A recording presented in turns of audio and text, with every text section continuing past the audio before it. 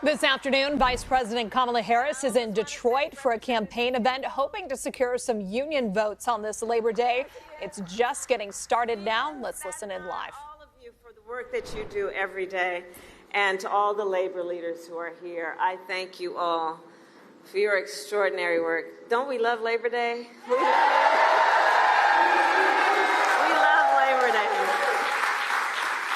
It's always been that way, right? The way we celebrate Labor Day is we know that hard work is good work. We know that when we organize, when we bring everyone together, it's a joyful moment where we are committed to doing the hard work of lifting up America's families. And I want to thank everyone here for that work and the way you do it every day, including General President Booker of the Laborers, President Fain of UAW, President Pringle of NEA, President Slevin of the Utility Workers, and President Weingarten of the AFT.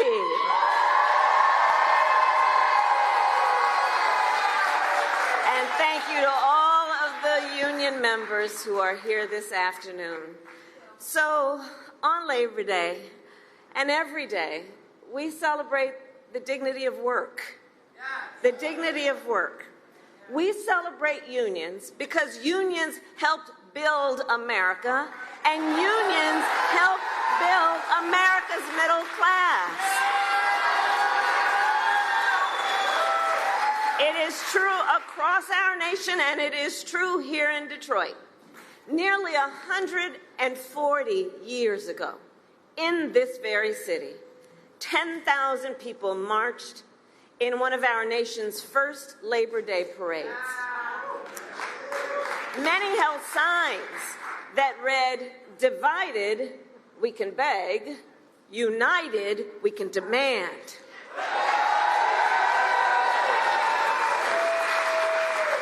For generations in Detroit and across our nation, the brothers and sisters of labor have stood together to righteously demand fair pay, better benefits, and safe working conditions. And let me say, every person in our nation has benefited from that work. Everywhere I go, I tell people, look, you may not be a union member, you better thank a union member for the 5-day work week. You better thank a union member for sick leave. You better thank a union member for paid leave. You better thank a union member for vacation time.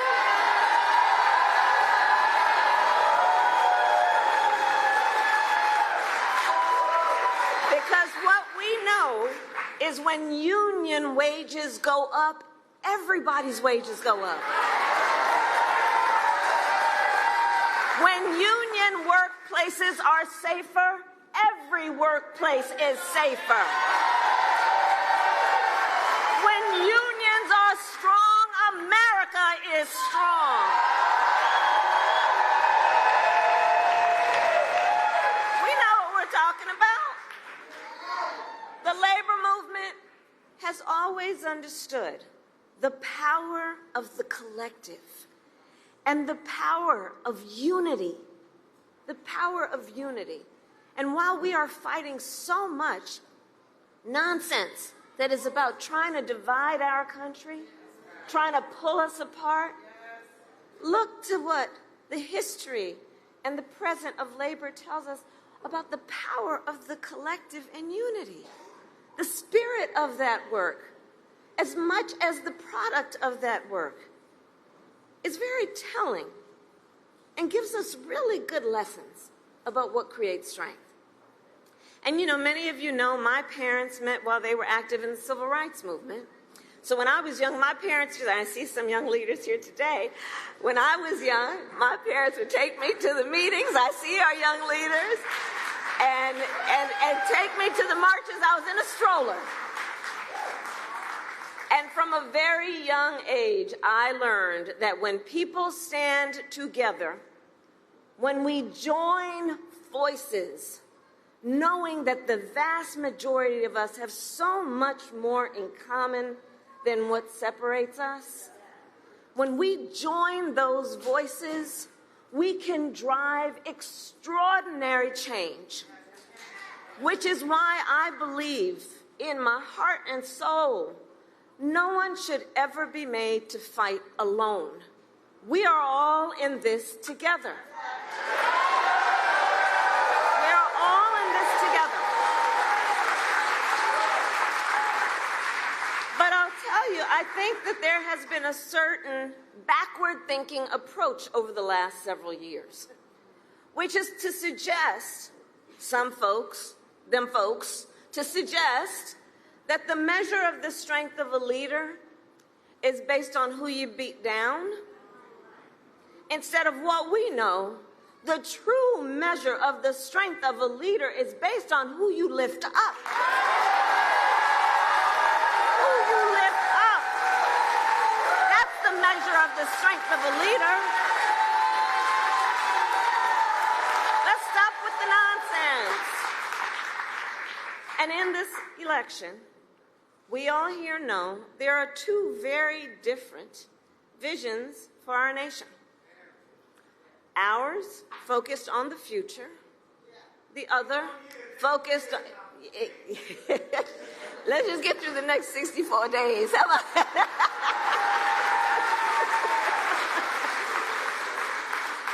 And ours, yes, my dear brother, is focused on the future, and theirs is focused on the past. And we fight for the future. We fight for a future where all people receive dignity and respect and opportunity, for not just for some, but for all. That's what we are fighting for. And so we are 64 days out from the election day, and in Michigan, mail-in absentee voting starts in 24 days. 24 days. So this election and our fight is a fight for the promise of America. A promise. I love you back. And ours is a fight for the promise of America, a promise of freedom, of opportunity, and justice, not just for some, but for all. But what we know is as we fight to move our nation forward, Donald Trump intends to pull us back to the past. But we're not going back. We are not going back. We're not going back. We're not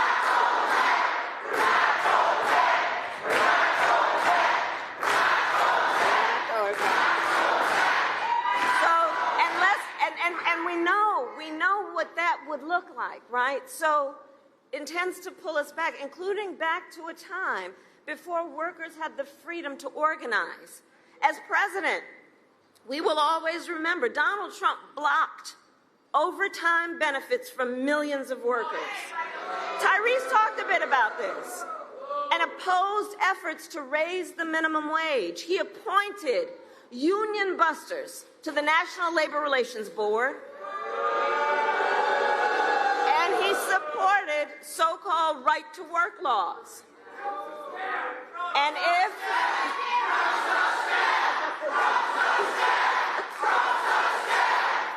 Well, here's the thing. Here's the thing. We have a choice here, right? And we're not going back, because we also know that if Donald Trump were reelected, he intends to give tax cuts to billionaires and big corporations. He intends to cut Social Security and Medicare. He wants to impose what, in effect, is a national sales tax on everyday products and basic necessities that will cost, and economists have said this, that will cost a typical American family almost $4,000 a year. He wants to repeal the Affordable Care Act and take us back to a time in our country which most of us remember, when insurance companies, you remember, had the power to deny people coverage based on a pre-existing condition. Remember that? Deny people, children who had asthma, a survivor of breast cancer, a grandparent with diabetes. Look, America has tried those failed policies before, and they are failed policies. And we are not going back. And we are not going back. We are not going back.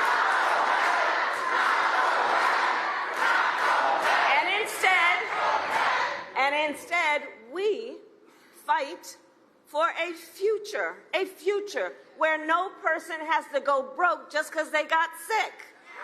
And so when I am president, we will continue to strengthen the Affordable Care Act. We will bring down the cost of prescription drugs, not only for some, but for all Americans.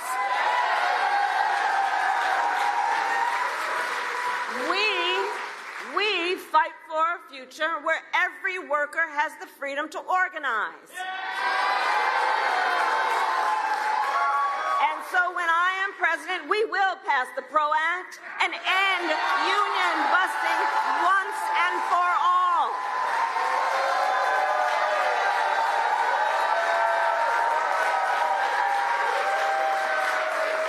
And I'll remind everybody on all these bills, we got to elect a Congress who supports that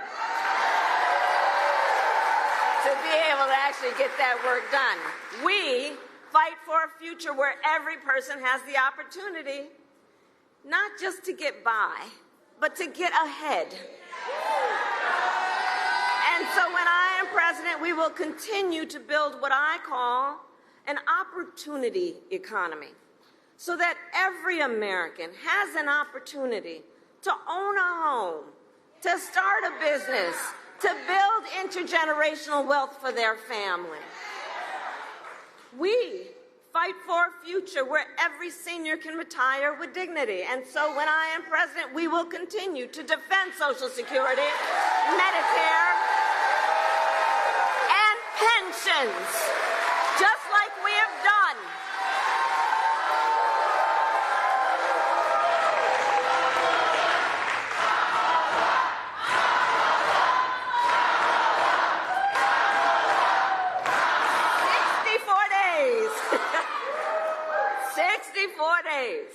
The most important election of our lives, and probably one of the most important in the life of our nation. And here's what I'd say to all the brothers and sisters assembled. We know this is going to be a very tight race to the very end. We know, and I got your back, but I'm telling you, we know how they play. We know what they do. So let's not pay too much attention to the polls. Let's know, like labor always does, we are out here running like we are the underdog in this race because we know what we are fighting for. We know what we stand for, and that's why we know what we fight for.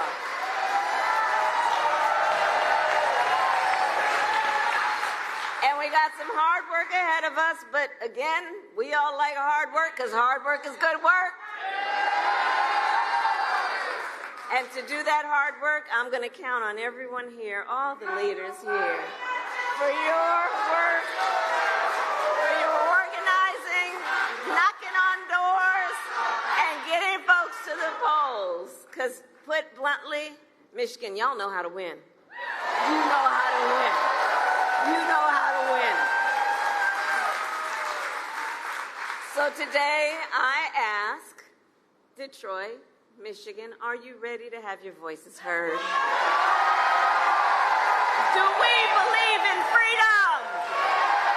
Do we believe in opportunity? Do we believe in the promise of America? And are we ready to fight for it? And when we fight, we win. God bless you.